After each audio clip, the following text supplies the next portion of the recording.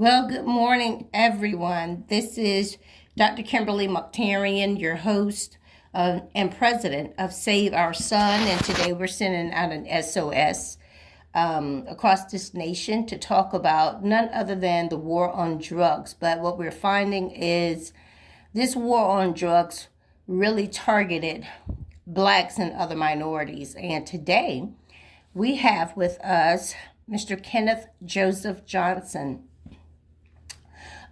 who was sentenced to life initially in the Federal Bureau of Prisons for the drug war. Good morning, Mr. Kenneth. Good morning. Good morning. Mr. Kenneth, thank you for coming on. And if you could, tell us a little bit about your life and the sentence, and just tell us what we need to know about the United States as it relates to this so-called war on drugs. Okay, as was told, my name is Kenneth Johnson. I'm presently 55 years old. As you mentioned earlier, I was initially sentenced to life 30 with 63 months to run consecutive to the life sentence in the federal system. And this came about, I was I was raised by a single mother who did, all she could. She worked 2 and 3 jobs to raise me and my twin sister. No father figure. So my father figure was the neighborhood, which some would refer to as the hood, in which I picked up bad habits, bad practices. Those bad habits and bad practices was selling crack cocaine. So during this time, which was the early 80s, mid 80s, late 80s, the United States government, the state system all around the United States, pretty much put out a mandate to go into these hoods and lock these me and others for selling pinheads of crack cocaine. They instead of giving us probation and different outs, teaching us and things of that nature, they gave us prison sentences and sent us to prison where we, instead of being rehabilitated, we was or criminated. Prisons are not designed to rehabilitate. One, come to prison and get worse. The status quo is not based on rehabilitation. So because of that, for these little pinhead rocks of cocaine, I was documented as a serious drug offender of the likes of the hundreds and hundreds of cocaine convictors. Basically, they put me, others in that same shoe. So that contributed to being sentenced up on a statute called the 851 recidivism enhancement statute, where if you have 2 serious drug offenses or 2 violent crimes, you life in prison. So they use those minor drug sales to life in prison. So fast forward, I'm in the prison.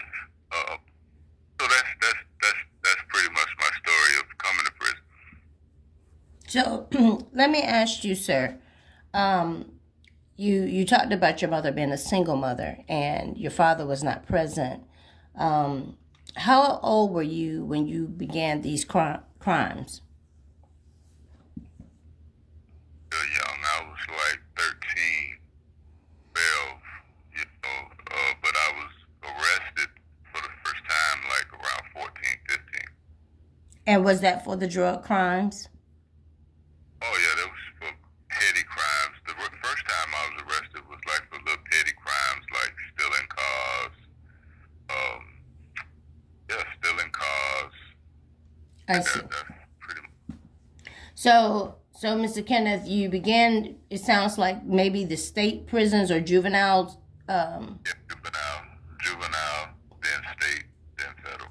I see. So you went through every form of the system possible, and no one, I guess the community was not really present at any stage to stop that railroad track, that train. There was nothing realistically conducive in place. There was things in place, but This call is from a federal prison. were not things that worked. Pretty much I view them as things for show and acquisition of nonprofit monies. I see.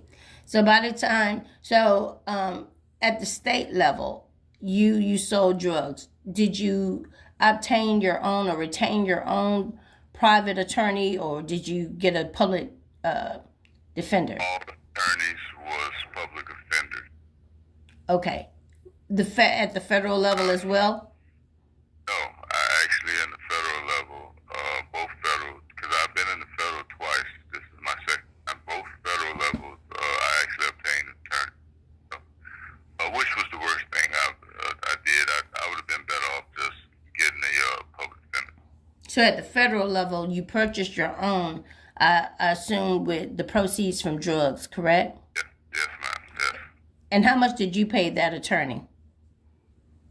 Well, the first one, first time was $50,000, and the second time I only gave her $5,000, but she actually charged me $45,000, but I only gave her $25,000 because I felt that's all. So the first attorney was $50,000, and then the second attorney you only gave her $25,000. Yes. I see. Were you offered a plea? This second time, yes, and the plea was 30 years.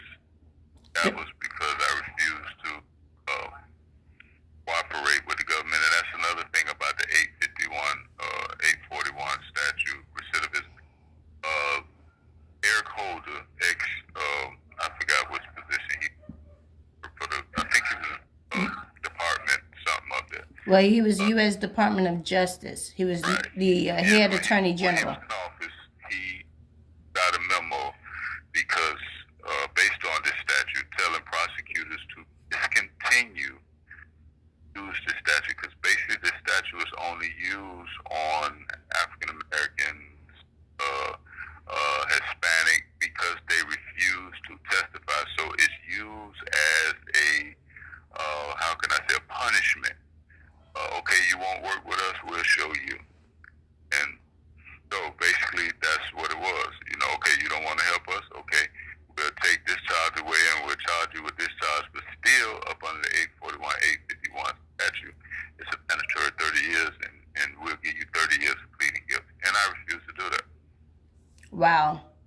That is profound. So you basically were federally flogged because you didn't cooperate with the system, correct? Yes. So immediately your sentence went from 30 years to life. Started with 30 years to life. The Okay. plea bargain was we would take the life away, only give you the 30 if you plead. I see.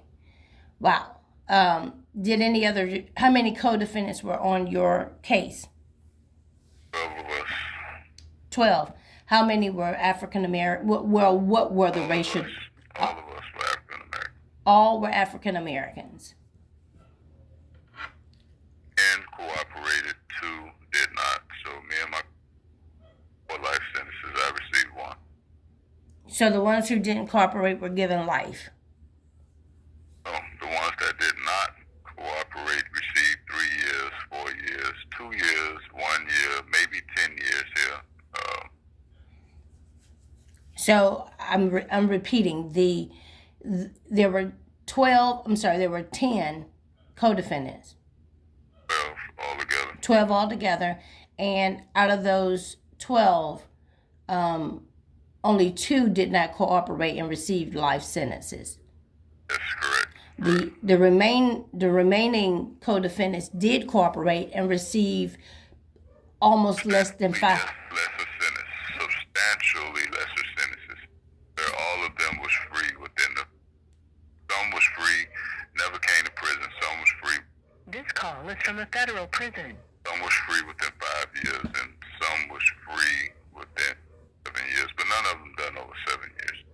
Now, during your incarceration, you sort of found your own way. You found your own journey.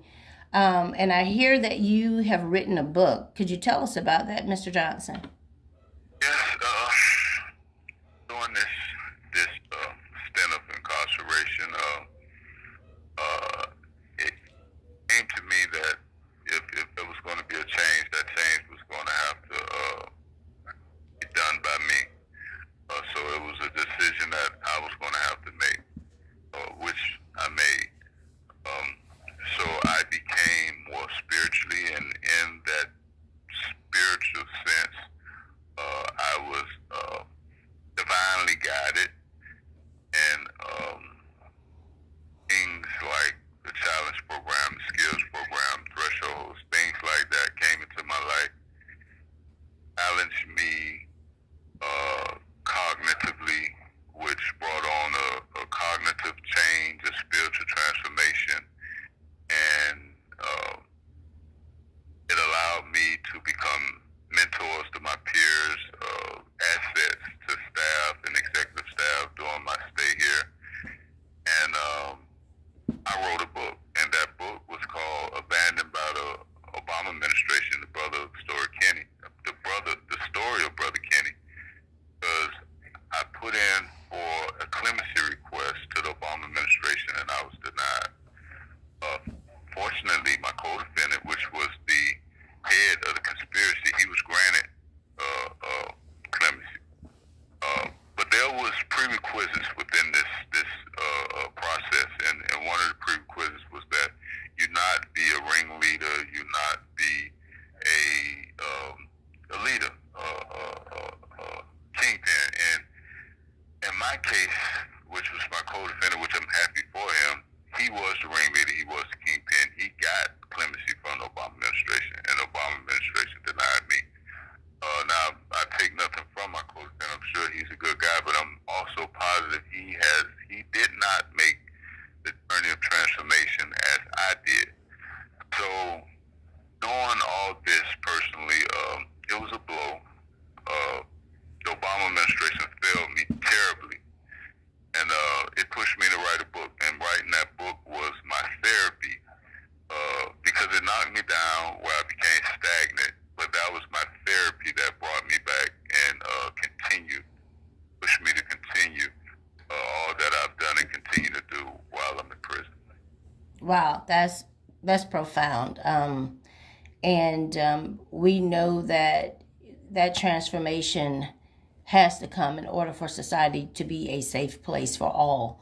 And it's even more rewarding to know that those who are incarcerated are working on their own rehabilitation, because you had already been through the system several times, and whatever they were offering did not move that needle.